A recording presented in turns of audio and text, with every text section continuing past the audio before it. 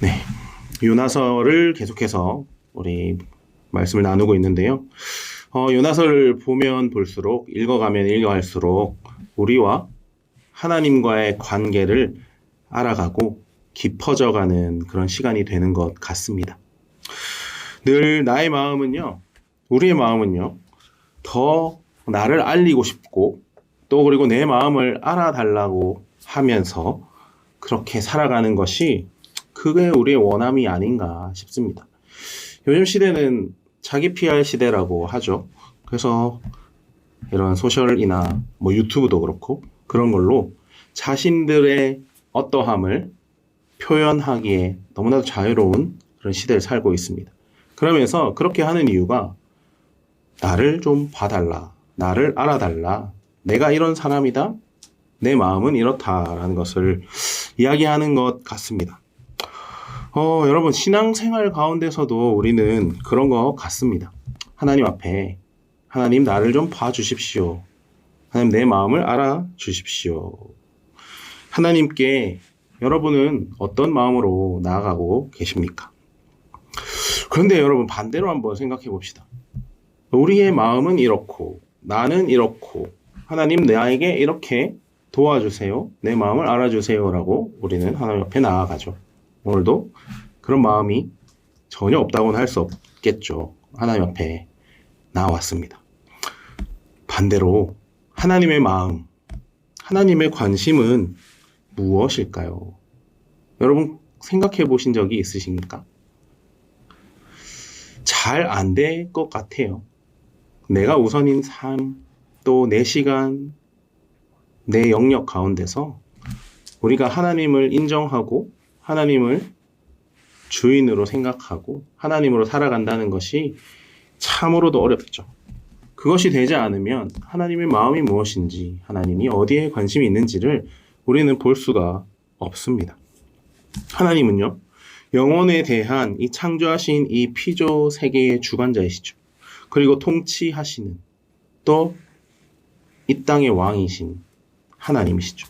그렇게 하나님은 이 세상의 모든 것에 관심이 많으세요. 얼마나 많으시겠어요. 세상에 살아가는 우리들만 관심 있는 것이 아니라 예수 믿지 않는 영혼들에게도 관심이 있으실 거예요. 그리고 창조하신 나무들, 새들, 이 지구상에 존재하는 모든 것들에 하나님 관심이 있으실 거예요. 우리는 다 알지 못하겠지만 하나님 이 세상 모든 백성을 피조하신 모든 것들을, 창조하신 모든 것들을 긍휼히 여기시며 사랑하는 분이시다라는 것을 우리는 말씀을 통해서 또 그리고 신앙생활 해가며 또 성경을 공부해가며 잘 알고 있습니다.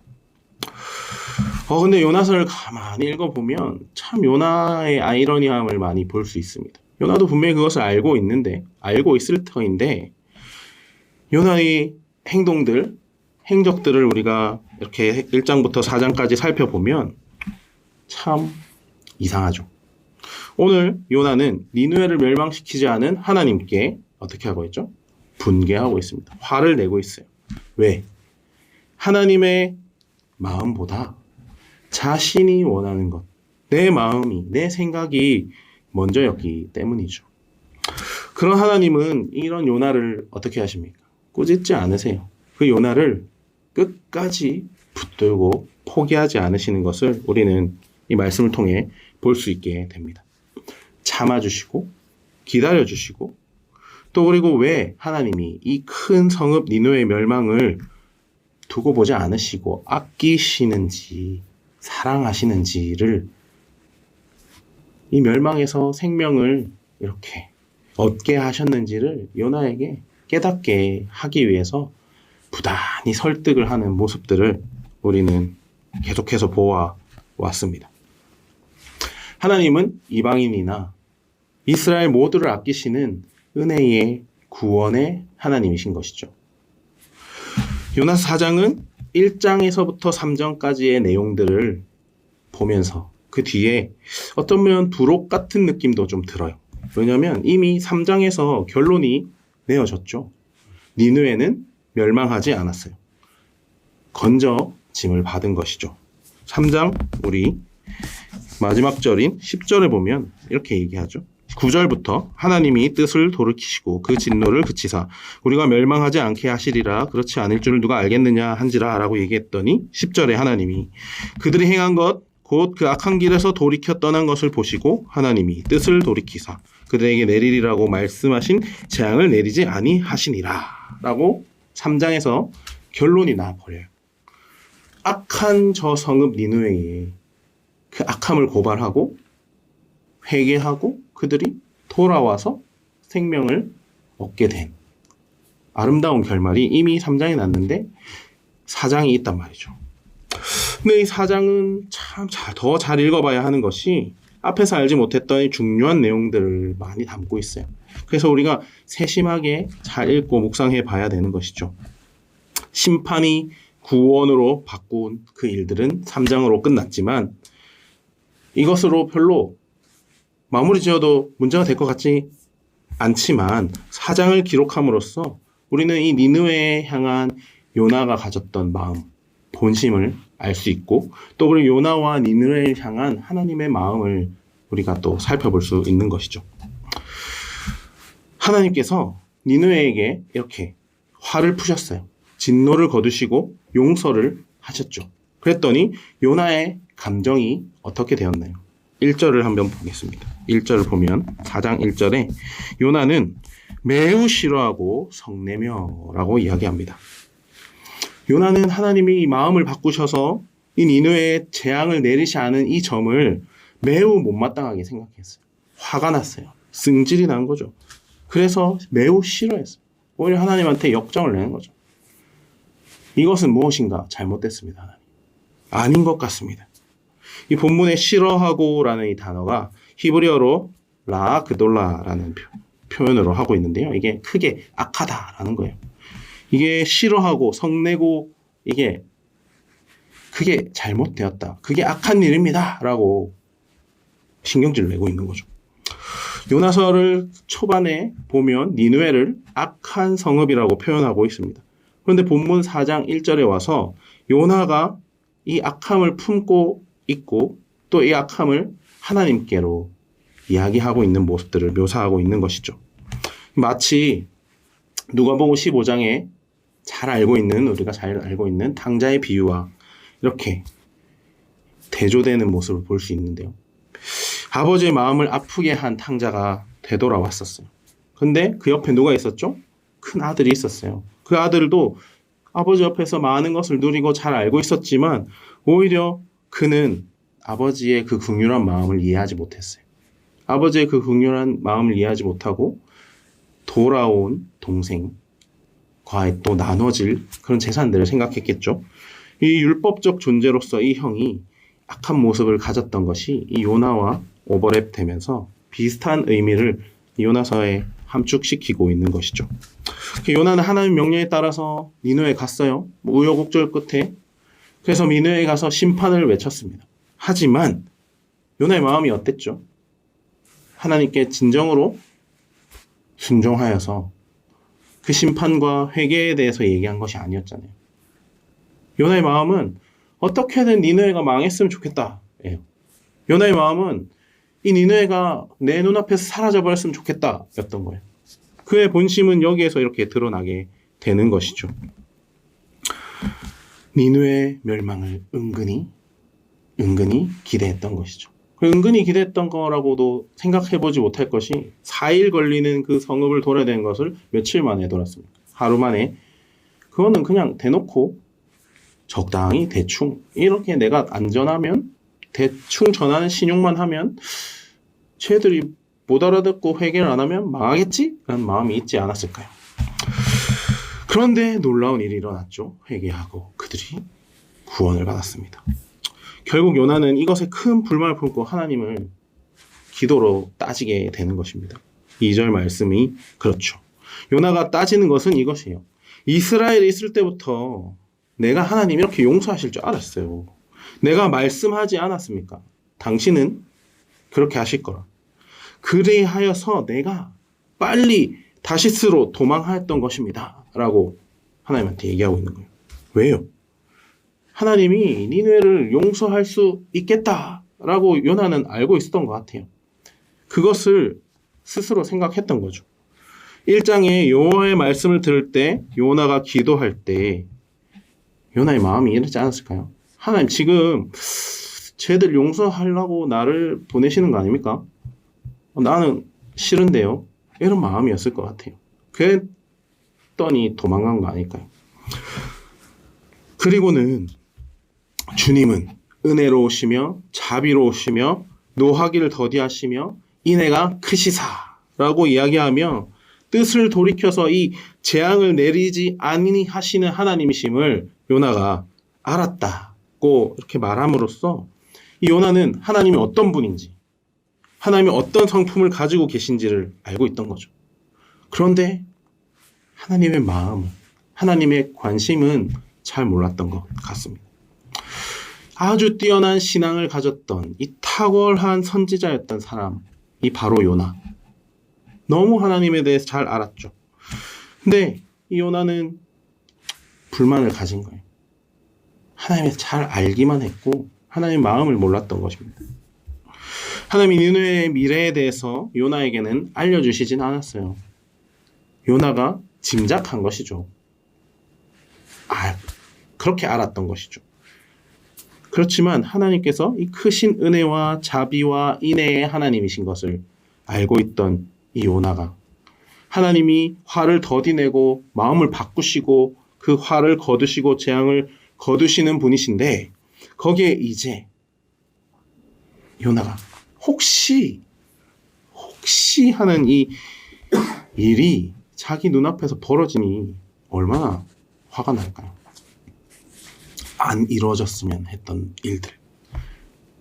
절대로 이렇게 흘러가지 않겠다라는 다짐을 하고 도망갔던 요나가 본인 스스로 자기 나름으로는 자기 딴에는 최선을 다하지 않아서 최선을 다하는 척하며 지냈는데 자기가 최선을 한 것보다 더 큰 놀라운 일이 일어나 버리니 인정할 수 없었던 것이죠. 본인이 참을 수 없이 이렇게 화가 난다는 겁니다. 내 마음에 들지 않기 때문에. 내가 원한 것이 아니기 때문에. 그래서 니느웨를 용서하는 이것이 하나님 악한 것입니다 라고 분내고 성내고 이러고 있는 것이죠. 그러다가 하나님 앞에 간청합니다. 무엇을? 나는 이 꼴 못 보겠으니 내 생명을 그냥 가져가세요. 나는 생명을 거두어 주십시오. 사는 것보다 죽는 게 낫겠습니다. 여러분 뭔가 이 약간 비슷한 내용을 우리가 탁 떠오르시지 않습니까? 다시스로 가는 배 위에서 요나의 행동들. 요나는 그곳에서도 폭풍우와 관데 본인은 거기에 가고 싶지 않기 때문에 기억나시죠? 나를 바다로 던져. 내가 죽으면 잠잠해질 거야. 라는 거야. 그때도 나는 죽어도 가지 않겠다라는 마음이 지금까지도 계속해서 이어져 가고 있는 거죠. 어쩌면 요나의 가치관, 신앙관, 또 생각이 고스란히 1장에서부터 지금까지 변함없이 유지되어 왔던 것 같습니다. 이것은 내가 하나님의 뜻을 이루어 드리고 싶지가 않아요 하는 것 같아요. 요나는 하나님한테 불만이 있는 거죠. 서운하고 화가 나고 반항을 합니다. 차라리 죽겠다는 거죠. 하나님은 우리 이스라엘의 나의 하나님이신데 왜요? 도대체 왜요? 왜 얘네들 철천지 원수 같은 얘네들까지 구원하려 하십니까? 요나의 본심은 이런 것이었어요. 그런데 여러분 요나가 망각하고 있는 게 있어요. 그게 뭐냐면 그 자신이 바닷속에 빠졌을 때에 그를 물고기 뱃속에 갇혀 있었을 때 죽을 수밖에 없었던 그 생명을 허락하신 것을 얻게 하신 것이 다 하나님의 은혜와 자비와 오래 참으심 덕분이라는 사실이죠. 하나님이 똑같이 요나에게 잣대를 대었다면 순종하지 않았던 악한 니느웨에 심판을 내주셨다면 요나에게도 마찬가지 아닐까요? 요나는 물고기 밥이 되었어야 되는 것이 기정사실입니다. 하지만 그러지 않았죠. 재밌지 않습니까? 물고기 뱃속에서 죽은 것과 다름없이 하나님께 생명을 구했던 요나입니다. 2장 내용이죠. 그런데 이제 또 요나는 어떻게 하고 있습니까? 죽기를 요청하고 있어요. 참 아이러니한 것 같습니다. 적반하장이 따로 없죠. 잘못은 지가 했는데 하나님 보고 잘못했어요. 이거 아닌 것 같아요. 라고 얘기하고 있는 겁니다. 하지만 요나에게 하나님 꾸짖지 않으셨어요. 진노하실 수 있음에도 불구하고 그러지 않으시고 오히려 물으시죠. 내가 성내는 것이 옳으냐. 하나님 참 자비로우시고 노하기를 더디하시는 분이신 것 같아요. 우리 같았으면 어땠을까? 요나 아웃 잘라버리든지 저기 보내버리든지 없애버리든지 감히 네가 내 말 안 들어 이럴 수 있는데 그러지 않으셨던 것이죠. 끝장을 내지 않으셨다라는 것입니다. 은혜가 풍성한 하나님입니다. 신실하신 하나님입니다. 여러분, 이런 하나님이 나의 하나님, 우리의 하나님이시고 그러시기에 오늘의 내가, 여러분이 계시는 것이 이 자리에서 하나님 앞에 예배할 수 있는 거예요. 하나님께 붙들려져서 그 십자가 사랑 가운데 살아가는 것이죠. 끝까지 포기하지 않으시고 껴안아 주시는 하나님이 우리를 만나 주신 거죠. 요나도 만나 주시고 니느웨도 만나 주신 것입니다. 이 하나님의 물으심, 내가 성내는 것이 옳으냐라는 질문에 요나는 답을 하진 않았어요. 왜 안 했어요? 삐진 것 같아요. 뭐 요나가 아니니까 잘 모르겠지만 화가 안 풀렸겠죠. 참 그렇지 않습니까? 사람끼리 싸워도 사실 치고받고 싸우든지 아니 뭐 연을 끊든지 그런데 그러지 못하는 관계이면 약간 좀 삐지기도 하고 토라지기도 하잖아요. 아내랑 결혼을 하고 한 3번 정도 싸웠던 것 같아요. 뭐 크게 싸우진 않았는데 감사할 일인데 뭐 그렇게 서로 부딪히는 일이 별로 없었어요. 그래서 그런데 1번, 2번, 3번 그렇게 싸울 때는 뭐 하여튼 저도 삐지기도 하고 아내도 삐지기도 하고 그러면 일단 1단계 서로 말을 안 해요. 그리고 서로 답답해 하지만 화는 안 풀렸어요. 그리고 누가 먼저 이렇게 해줬으면 마음도 있겠죠. 그런데 약간 거기서 이제 아내와 저의 차이가 있어요. 저는 시간을 조금 두고 이 사태가 진정이 되고 이제 감정적이 아닌 이성적으로 이제 우리가 돌아올 시간을 좀 가지죠. 아내는 근데 그 시간이 좀 어려웠나 봐요. 속상하고 억울하고 분하고 내 마음을 알아줬으면 좋겠고 남편이 날 지켜줘야 되는데 내 마음 못 알아주고 그러다 보면 이제 그래서 몇 번 우셨는데 하여튼 그래서 지금 이렇게 얼굴이 붓고 눈이 붓고 그랬던 모습은 그래도 아름답고 사랑스럽습니다. 어쨌든 그런 마음이 있는 거예요. 요나도 마찬가지일 거예요. 하나님 앞에 삐졌어요. 그냥 화가 난 거예요. 화도 났고 삐졌고 왜 내 말을 안 들어주냐. 나는 하나님께 같은 순종했지만 어쩔 수 없지만 그런데 이렇게 또 사건이 일어나게 됩니다. 무슨 사건입니까? 우리가 잘 알고 있는 박넝쿨 사건이죠. 요나가 성읍을 빠져나와서 동쪽으로 갔습니다. 거기에 초막을 짓고 그늘 아래에 있는 것입니다. 요나는 여전히 화가 나 있는 상태예요. 삐졌어요. 그런데 마음에 혹시 하는 마음이 있는 거예요. 혹시 하나님이 그래도 저 악한 것들 그래도 조금 뭐라고 하시지 않을까 그런 마음이 있었던 것 같아요. 니느웨 성에 어떤 일이 일어나는지를 보려고 삐졌고 화났으면 그리고 마음에 안 들었으면 죽여달라 했는데 그냥 이스라엘로 돌아가지 않았을까요? 굳이 동쪽 거기 앉아가지고 혹시나 하는 마음에 보는 것 같아요. 어떤 결과가 임할지 기다려보는 거죠. 하나님이 구원하시겠지? 그런데 혹시 저 중에 아닌 애가 있어가지고 멸망하진 않을까? 아니면 혹시 조금은 혼내시지 않을까? 뭐 이런 마음이 아닐까요? 여러분 우리가 그 보는 영화들 있잖아요. 반전을 더하는 영화들 보면 뭐 짜릿하잖아요. 그런 것들처럼 요나도 그 반전을 기다렸는지 모르겠어요. 짜릿한 심판을 기다렸는지. 사람 마음이 그렇잖아요. 뭐 이런 비슷한 뭐 내용은 아니겠지만 약간 이런 거랑 비슷한 마음이 아닐까 싶어요. 합격자 명단 발표되었을 때 벽에 막 붙잖아요. 보러 가요. 쭉 찾는데 내 이름이 없어. 그러면은 그냥 내 이름이 없구나 하고 가면 되는데 돌아가 다시 또 가가지고 한 번 더 확인하죠. 혹시 내가 잘못 받는가? 내가 못 받는가 싶어가지고. 그럼 혹시 그런 마음이 아닐까 싶습니다. 근데 한편 이 요나를 위해서 큰 물고기도 준비하셨더니 하나님이 박넝쿨을 준비하신 거예요. 이 박넝쿨은 요나에게 그늘이 되어주었죠. 그의 머리를 힘들게 하는 내리쬐는 햇빛을 막아주고 괴로움에서 벗어나 주게 합니다. 6절입니다. 하나님 여호와께서 박넝쿨을 예비하사 요나를 가리게 하셨으니 이는 그의 머리를 위하여 그늘이 지게 하며 그의 괴로움을 면하게 하려 하심이었더라. 요나가 박넝쿨로 말미암아 크게 기뻐하였더니 요나는 기대하지 않았던 전혀 생각하지 않았던 박넝쿨 본인이 자라게 한 게 아니잖아요. 뭐 씨앗 담는다고 바로 자라는 것도 아니고 그 옛날에 동화 있죠. 제가 콩나물 그처럼 푹 자라는 것도 아니고 그런데 이 박넝쿨의 덕을 보고 너무 기뻐해요. 기분이 너무 좋았어요. 마치 뭔가 당첨된 것 마냥. 지금 하나님에 대해서 자기는 악하다고 하나님이 틀렸다고 화내고 그래놓고는 이 박넝쿨 하나 보고 난 좋다 이러고 있는 거예요. 바보같이. 이 박넝쿨이 누구에게서 왔는지 요나는 아무 생각이 없어요.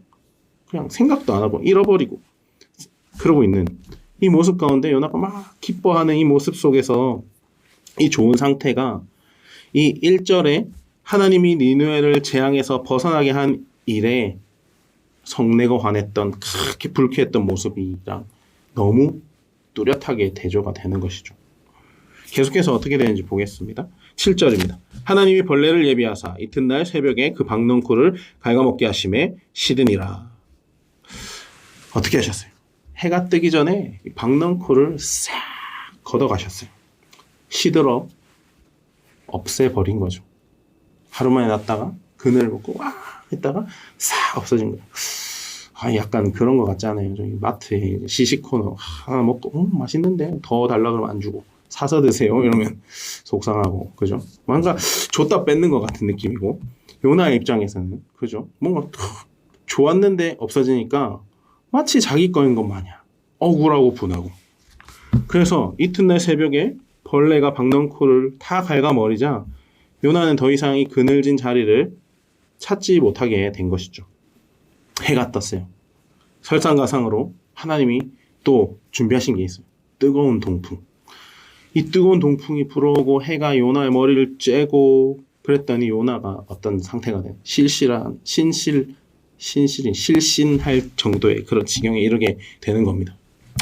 박넝쿨이 주는 이 시원함, 그늘의 소중함을 알고는 있었지만 그것에 기뻐했지만 그런 요나에게 하나님이 동풍과 해를 또 준비하셨어요.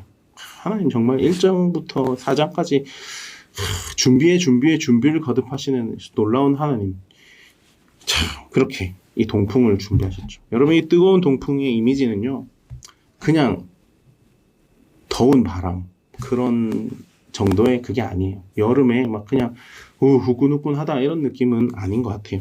굉장히 힘든 죽음에 이를 만한 고통스러운 바람이다라는 이야기를 하는 것 같아요. 그럼 실제로 여러분 사막에도 뜨거운 바람이 불면 엄청 더워요.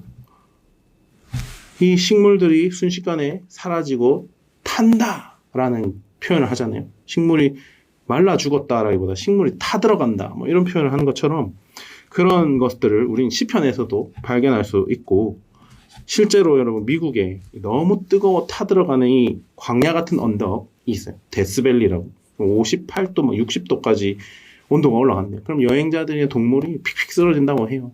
오죽하면 그러다 죽기까지 하니 이름이 데스가 붙었겠어요. 이런 불리운 것이 있듯이 이 오늘 요나에게도 이 뜨거운 바람 이것이 우리가 생각하는 그냥 뜨거운 바람 뜨미지근한 그런 바람이 아니라 죽을 것 같은 그런 바람일 수가 있는 것이죠. 요나의 상태는 기진맥진하고 정신이 막 오락가락할 거예요. 혼미할 거예요. 자기 여기가 어디지 이러면서 이러고 그러면서 요나는 참 대단한 사람인 것 같아요. 그러면서 하나님께 또 이렇게 얘기합니다. 내가 죽는 게 낫겠습니다. 도대체 몇 번을 죽겠다고 바다에 들어가서 살려주세요 하면서 그렇게 한탄하는 것이죠. 참 아까의 언어를 반복하는 이 요나. 이 요나에게 하나님이 또 다시 한번 물으셔요. 박넝쿨로 내가 성내는 것이 옳냐. 요나가 이제서야 아까는 대답하지 않았는데 이제 대답합니다. 옳다 뿐이겠습니까? 저는 화가 나서 죽겠습니다. 왜 이러시는 겁니까? 하나님께 그렇게 외치는 것이죠. 요나는 한 번도 자기의 뜻을 꺾은 적이 없어요. 1장에서부터 4장까지 자기의 뜻을 꺾은 적이 없고 오히려 또 자기가 용서받았다는 그 사실을 지금 인식하지 못하고 있는 것입니다. 이 표현 자체가 내가 죽을 만큼 하나님 옳습니다 라고 했던 이 표현 자체가 하나님에 대해서 원망과 불평과 그런 여러 가지 감정들이 얼마나 숨겨져 있는지 그 마음들을 쏟아내고 있는지를 우리는 잘 볼 수 있는 것이죠. 죽는 게 낫다. 오죽하면 죽는 게 낫다 라는 표현을 할까요? 여러분 우리도 살다 보면 아유 이렇게 사느니 죽는 게 낫지 않나 라는 얘기를 하는 분들을 봅니다. 물론 내가 처한 상황과 환경들이 어려워서 그런 분들이 있어요. 그런 분들도 본 적이 있어요. 왜 그러시는지 우리는 잘 알지 못하죠. 그분이 되지 않은 보니까. 오히려 죽고 싶은데 자꾸 살린다라고 하는 마음을 하는 그런 이야기도 들어본 적이 있어요. 참 아이러니하게도 재밌는데 옛날에 이제 저기 부산에 이제 동아대 병원에 신방을 갔어요. 거기 이제 주차장에 기다리고 있는데 어떤 할머니께서 그늘에 앉아가지고 이렇게 기대서 기다리고 계시는 것 같더라고요. 그래서 근데 갑자기 말을 거셨어요 저한테. 처음 보는데 아이고 요즘엔 너무 의료 기술이 발전해서 아유 힘들어 이러시길래 의료 기술이 발전하면 좋은 게 아닌가라는 생각을 가지고 있었어요. 그런데 그 어머니 하신 말이 아유 빨리 죽어야 되는데 자꾸 살려 이렇게 얘기하시니까 참 이게 거기다가 아유 뭐라고 얘기를 드려야 될지 모르겠더라고요. 아이고 빨리 죽고 싶은데 못 죽으셔서 안타까우시겠어요 이럴 수도 없잖아요. 그렇다고 병원 오지 마세요 이럴 수도 없고 그런 마음을 아니실 거잖아요. 죽고 싶은 마음은 잘 없을 거예요. 사람이 정말 절망적인 그런 마음이 되면 그런 말을 안 하고 그냥 죽겠죠. 안타깝지만 그렇지만 죽는 것이 낫다라고 자꾸 표현하는 이것도 보면 그냥 요나의 마음도 그런 것 같아요. 자기 죽고 싶지 않아요. 죽기 싫어요. 그냥 마음에 안 된다면 처음부터 끝까지 하나님이 싫어요. 마음에 안 들어요. 이렇게 할 거면 나 안 할 거예요. 선지자 때려쳐. 이런 거 아닐까요? 원망하는 거예요. 하나님 앞에 이 죽는 것이 낫다라는 이 말은 죽을 만큼 내가 괴로워요. 이걸 정말 내가 못 보겠어요. 니느웨가 정말 용서받고 다시 하나님의 사람이 되는 거 나 진짜 살아생전에 보고 싶지 않아요. 내 마음대로 하나님 되는 일 왜 없나요? 내 마음대로 내 원하는 대로 왜 안 해주시나요? 분개하고 있는 것이죠. 여러분 근데 이 요나의 원망이요 남의 이야기 같지가 않아요. 남의 이야기 같지가 않은 거죠. 나의 이야기 여러분의 이야기 같지 않습니까? 계속해서 볼게요. 원망과 화로 어쩔 줄 몰라 하는 이 요나에게 하나님이 이 박넝쿨 비유를 들어 니느웨의 심판을 번복할 수밖에 없는 당신의 의중을 밝혀주시는 것입니다. 요나에게 있어서 이 박넝쿨은 수고도 하지 않았고 키우지도 않았고 그냥 하룻밤에 있다가 없어져 버린 그냥 존재였어요. 그런데 이 박넝쿨이 요나에게 큰 기쁨이 됐죠. 시원한 바람과 그늘을 허락해주는 그런 박넝쿨에게 요나가 관심을 가졌어요. 모르죠. 이름을 지어줬는지도 모르겠어요. 식물에 이름 지어주고 저희도 이제 부산에 살 때 아내 친구가 화분을 하나 선물해줘가지고 그 이제 화분에 이름을 지어준 적이 있어요. 진주라고. 봤더니 선물 준 친구가 진주 사람이라더라고요. 진주라고 아내가 이름 지었어요. 안타깝게도 이 진주를 뜨거운 동풍이 불지 않았지만 말라버려가지고 보내버리는 그런 안타까움이 있는데 혹시 이걸 보게 되면 아내가 죄송하다고 할 겁니다. 어쨌든 그런 참 그 박넝쿨에게 뭐 그런진 않았겠지만 그런 마음을 쏟았을 것 같아요. 그런데 이 박넝쿨이 계속해서 있으면서 니느웨가 끝장나는 것, 혹시나 하는 것이 결말이 날 때까지 나에게 계속 기쁨을 주었으면 하는 마음이 있었겠죠.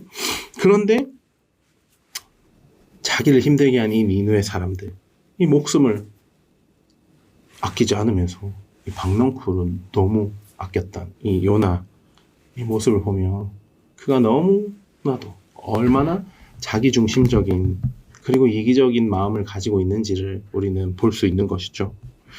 그래서 이 요나는 하나님께서 이미 주셨던 은혜들 그것들을 원망 때문에 잃어버리고 있는 것이죠. 생각도 안 하고 있는 것이죠. 여러분 그 물고기 뱃속에 소화될 뻔했던 그 일들 폭풍 가운데 사실 그냥 배 그냥 좌초시켜서 그냥 다이 죽을 일이 여러 군데 있었어요. 요나는 그냥 끝장 그냥 도망가자마자 그냥 하나님이 쟤는 안 되겠다 이러고 빵 이러면 끝나는 건데 안 그러셨잖아요. 안 그러시고 돌이키시고 설득하시고 인내하시고 참아서 여기까지 왔는데 아직까지 모르는 이 요나의 상황을 보면 남미 같지가 않다라는 것이죠. 하나님은 늘 불순종하기만 했던 이 요나를 살려주셨어요. 여러 번 살려주셨어요. 그리고 또 그와 마찬가지로 여러분 죽을 수밖에 없었던 우리를 구원하시기 위해서 그 사랑하시는 아들 예수를 죽음에 내어주셨어요. 우리도 죽을 수밖에 없었던 그런 죄인이지 않습니까? 지금 우리의 삶 가운데서도 계속해서 우리는 주님을 잊고 살아가고 주님보다는 내가 원함이 크고 내 마음대로 살고 싶고 하는 마음들이 있다라는 것이죠. 여러분 마찬가지로 이 큰 성읍 니느웨도 악한 성읍이라고 표현하였지만 하나님이 세우시고 관심을 가지시고 보시고 또 이끌어 오셨던 곳이죠. 이스라엘의 입장에서는 경멸받아야 할 원수, 이방인이었지만 하나님께서는 그들을 만드신 주관하시는 통치하시는 하나님이시고 그들이 소중하셨다라는 것을 이스라엘과 마찬가지로 하나님의 백성이 될 수 있는 그런 존재들이었다라는 것이죠. 그러니 이 성읍을 하나님께서 긍휼히 여길 수밖에 없지 않겠습니까? 우리가 여기서 잊지 말아야 할 것은요. 요나에 대한 하나님의 끊임없는 자비하심과 은혜인 거죠. 포기하지 않으시는 은혜. 하나님이 포기하셨더라면 요나서는 아마 없지 않았을까요? 요나는 요나 자신만이 아니라 이스라엘 대표라고도 우리는 생각할 수가 있어요. 제가 1장에 초반에 얘기했을 때 요나서가 이방인들의 선교와 복음을 전하기 위한 내용이 있지만 하나님의 관심은 거기에도 있고 요나와 타락한 하나님께서 벗어났던 이스라엘 백성들에게 하고 싶은 이야기라고 말씀드린 적이 있습니다. 오늘날 우리에게도 마찬가지 아닐까요? 예수를 믿고 예배를 드리고 그리스도인이라 살아가지만 주일날 함께 모여 예배하고 기도하지만 우리의 인생은 우리의 삶의 시간은 오히려 하나님을 잃어버리고 내가 원하는 내 마음대로 마치 그리스도인보다 못한 믿지 않는 사람들보다 못한 그런 삶을 살아가는 차마 기독교인으로서 할 수 없는 일들을 자행하며 살아가는 모습들 그게 저이고 여러분이고 우리의 민낯이지 않을까요? 여러분 하나님이 이방인이었던 니느웨의 생명을 구해 주셨다고 해서 이 선택한 이스라엘을 등한시하셨다는 건 아니에요. 왜냐하면 하나님의 가장 최우선은 이 택한 백성들, 이스라엘 백성들이었죠. 그러면서도 이 세상을 사랑하셨어요. 소중히 여기셨어요. 하나님이 이 세상을 이처럼 사랑하사 독생자를 주셨으니 예수 그리스도를 보내신 이유이죠. 하나님 요나의 불순종을 심판하셨지만 그를 죽음에서 건져주셨어요. 살려주셨어요. 그리고 요나의 이 부당한 분노, 분함, 화냄에서도 그를 위해 여러 가지를 준비해 주심으로 이방인과 이스라엘을 향한, 그리고 또한 여러분 우리를 향한 그런 깊은 관심과 사랑을 끝까지 포기하지 않으시고 보여주고 계시다라는 것입니다.